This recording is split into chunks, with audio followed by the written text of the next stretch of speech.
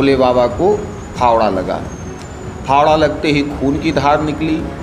ये पीतल का रखा है, ये जब हटता है तो वो निशान बिल्कुल स्पष्ट दिखता है। नमस्कार साथियों, खबरीलाल में आपका स्वागत है।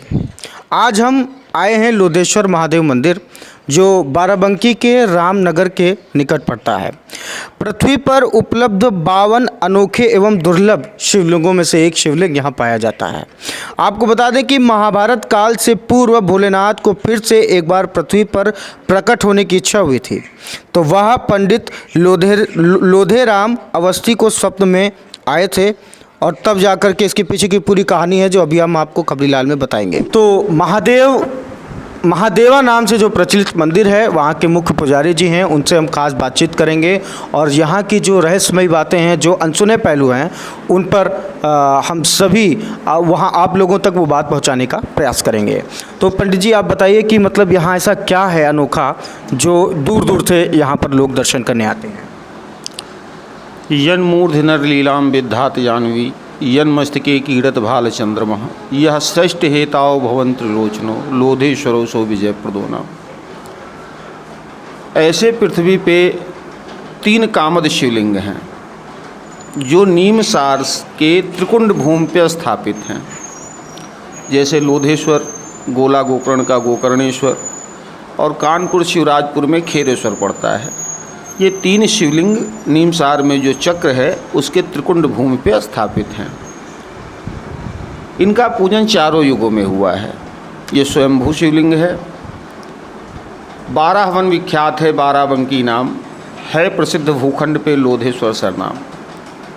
शतयुग में 12 भगवान से पूजित हैं और त्रेता में लौ कुश से पूजित हैं। लौ कुश जब शिक्षा लेने सप्तऋषि आश्रम आए हैं, जो बाराबंकी में आज सतरिक नाम से जाना जाता है, तो उन्होंने आकर लोधेश्वर का पूजन किया है। और द्वापर में पांडवों का अज्ञातवास ही हुआ है। बगल में कुला क्षेत्र पड़ता है, वहाँ पे पांडुकूप है, पांडवों ने यज्ञ किया है। तो पांडवों और भगवान कृष्ण माता कुंती के साथ लोधेश्वर का पूजन किया है पारिजात के पुष्पों से। माता जी ने एक व्रत रखा था जिसमें सोने के पुष्प चढ़ाने थे। सोने के पुष्प उपलब्ध नहीं थे, तो सोने के पुष्प के समान पारिजात के पुष्प माने गए हैं। इंद्र के नंदन कानन बन जाकर अर्जुन और भगवान कृष्ण पारिजात का वृक्ष लाए, जो यहाँ से 12 किलोमीटर पूरब बरौलिया में स्थित है। उन्हीं के पुष्पों से माता कुंती ने भगवान का पूजन किया और पांडवों को युद्ध में विजय मिली। कलयुग में हम लोगों के जो पूर्वज थे लोधेराम अवस्थी जी, उनकी यहाँ खेती थी, वो अपनी खेती कर रहे थे। पास में ही एक कंचन तालाब है जिसकी दूरी यहाँ से 100 मीटर के लमसम है। तो वहाँ से पहले ढेकियों से जल की सिंचाई होती थी, सुबह से शाम तक सिंचाई होती रही। जिस जगह पे शिवलिंग है, इस जगह पे एक गड्ढा था, सारा जल उसी गड्ढे में समाता चला गया। फिर शाम को इसकी खुदाई चालू हुई कि आखिर ये जल कहाँ जा रहा है। जब खुदाई हुई तो भगवान भोले बाबा को फावड़ा लगा। फावड़ा लगते ही खून की धार निकली। तो लोगों ने सोचा शायद कोई नीचे जीव हो, क्योंकि कभी यहाँ घाघरा बीच बहता था, घाघरा की बीच धार यहाँ बहती थी। फिर दूध की धार निकलने लगी। चमत्कार समझ के खुदाई बंद कर दी गई और लोधेराम अवस्थी को भगवान ने दर्शन दिया स्वप्न में, और कहने लगे कि हमारी पूजा हर युग में हुई है, इस युग में हम तुम्हारे नाम से पूजा लेंगे। तो लोधेराम उनका नाम था, उन्हीं के नाम से लोधेश्वर महादेव कहलाए। अभी तक 64 महंती करके समाधि ले चुके हैं। 65वें महंत श्री शारदापुरी जी हैं। साल में 4 मेले लगते हैं। 3 साल पे मलमास होता है, इस बार मलमास है। सबसे बड़ा मेला फागुन का कांवरियों का होता है। फिर 1 महीने का सावन का मेला होता है। अगहन की चतुर्दशी को ये शिवलिंग लोधेराम जी को मिला था। उस उपलक्ष्य में मेला महादेवा महोत्सव मनाया जाता है। और अगहन में महादेवा महोत्सव हो गया। कजरी तीज 3 दिन का मेला होता है, जो सुहागिन औरतें व्रत रखती हैं और भगवान का पूजन करती हैं, माता पार्वती का पूजन करती हैं, कथा सुनती हैं। जो भी भक्त सच्चे मन से प्रभु की कामना करता है, पूजा करता है, अभिषेक करता है, कांवड़ चढ़ाता है, लोधेश्वर बाबा उसकी सभी मनोकामनाएं पूर्ण करते हैं। बोलो सच्चे दरबार की जय। जय। अच्छा, जो ऐसी क्या खास बात शिवलिंग में है जो पृथ्वी के टॉप शिवलिंगों में से इसका स्थान आता है? अब आप ये समझ लीजिए कि जिस शिवलिंग का चारों युगों में पूजा हुआ हो, 64 मेहनती करके समाधि ले चुके हैं और शिवलिंग जैसा था वैसा ही है। ऐसा ही है। बाहर से लोग आते हैं मुराद मांगने, उनकी मुरादें पूरी, सबकी मुरादें पूरी होती हैं। जो भी भक्त सच्चे मन से प्रभु की पूजा करता है, अभिषेक करता है, कांवड़ चढ़ाता है, उसकी मनोकामना जरूर पूरी होती है। ये बहुत सच्चा दरबार है और बहुत दूर दूर से भक्त आते हैं, जैसे कि जालौन है, हमीरपुर है, छतरपुर है, कानपुर है, उन्नाव है, लखनऊ है, मध्य प्रदेश है, उत्तराखंड है, दिल्ली है, यहाँ तक कि अमेरिका और जापान तक के भक्त यहाँ आते हैं। कांवड़ यात्रा में भी लोग यहाँ पर आकर के अपनी यात्रा का समापन करते हैं। जी, कांवड़ यात्रा ये फागुन महाशिवरात्रि में होती है। 10 दिन का मेला होता है जी। जो भी श्रद्धालु हैं तो कानपुर के पास बिठूर पड़ता है, वहाँ से जल भरते हैं और वहाँ से पैदल आते हैं, भगवान शिव का पूजन करते हैं और प्रभु उनकी सारी मनोकामना पूरी करते हैं। आप कितने साल से यहाँ सेवा दे रहे हैं?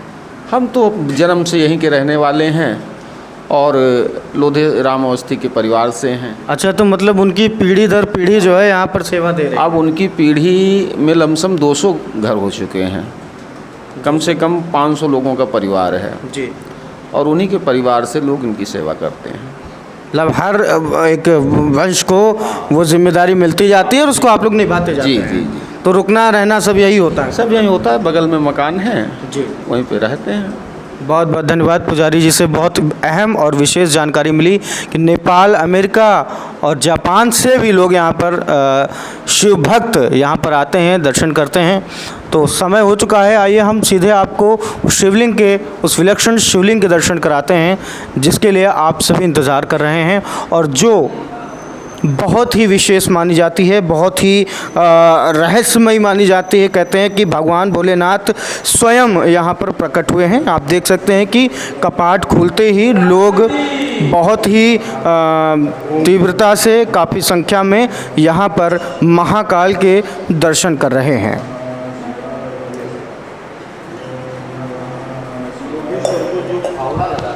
जी, उसका निशान इसी जगह पे है। जय हो त्रिलोकी। यहाँ पे ये पीतल का रखा है, ये जब हटता है तो वो निशान बिल्कुल स्पष्ट दिखता है। और इस तरफ 12 तिलक है। ये दोनों निशान आपको जब आप दूध चढ़ाते हैं तो बिल्कुल स्पष्ट हो जाता है। दूध चढ़ाने पे जी बिल्कुल स्पष्ट दिखता है। आपने देखा कि यहाँ पर कपाट खुलते ही भक्तजन बहुत ही संख्या में यहाँ पर उपस्थित हो रहे हैं। पूजन अर्चन कर लिया और माथा टेक लिया, भगवान भोलेनाथ को पूज लिया और हम आपको दिखाएंगे कि अंदर का प्रांगण कैसा है।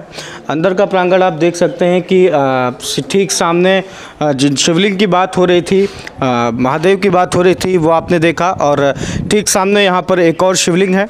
शिवलिंग के बाद आप देखते हैं कि यहाँ पर संकट मोचन हनुमान जी का मंदिर यहाँ पर बना हुआ है और आगे ऐसे तमाम देखिए पार्वती मंदिर भी यहाँ पर स्थापित है।